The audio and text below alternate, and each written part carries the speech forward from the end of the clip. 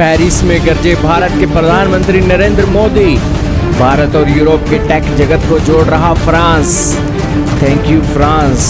France के Eiffel tower पर चलेगा भारत का यूपीआई। जी हाँ दोस्तों, शुक्र है भगवान का कि भारत का दोस्त फ्रांस है। फ्रांस के कारण दोस्तों यूरोप के टेक जगत की महत्वपूर्ण डेवलपमेंट आज भारत को जानने को मिली। खास बात रही कि पीएम नरेंद्र मोदी ने यूरोप के सबसे बड़े टेक इवेंट विवा टेक के 10वें संस्करण को संबोधित भी किया। न सिर्फ यहाँ पर एक एक चीज का जायजा लिया, बल्कि इसे संबोधित करते हुए India France year of innovation की शुरुआत भी कर दी।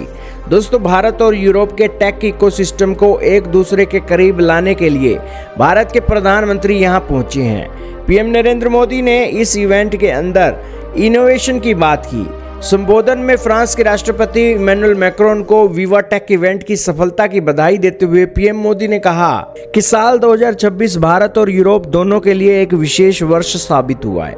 इस साल की शुरुआत में हमने ऐतिहासिक Bharat European union free trade agreement किया और उन्होंने कहा कि यह समझौता हमारे व्यापार और निवेश को बढ़ा रहा है। उन्होंने कहा कि यह टैलेंट, टेक्नोलॉजी और टूरिज्म के आदान प्रदान के लिए कई रास्ते खोलने वाला है। पीएम मोदी ने कहा कि 2021 में जब उन्होंने विवा टेक में देखा था तो दुनिया कोविड-19 की वजह से उथल पुथल का सामना कर रही थी। आज दुनिया दूसरी तरह की उस उथल पुथल का सामना कर रही है और वो वही बात फिर से दोहरा रहे हैं जो 2021 में कही गई थी। जहां पारंपरिक तरीके काम नहीं आते, वहां इनोवेशन काम आता है। भारत के प्रधानमंत्री ने यूपीआई को लेकर भी जिक्र किया।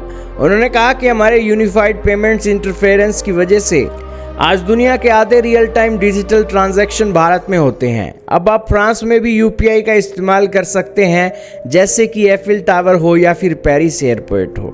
हमारे पास ऐसे कई world class digital public goods के उदाहरण हैं। डिजी लॉकर दुनिया के सबसे बड़े डिजिटल डॉक्यूमेंट वॉलेट में से एक बन चुका है।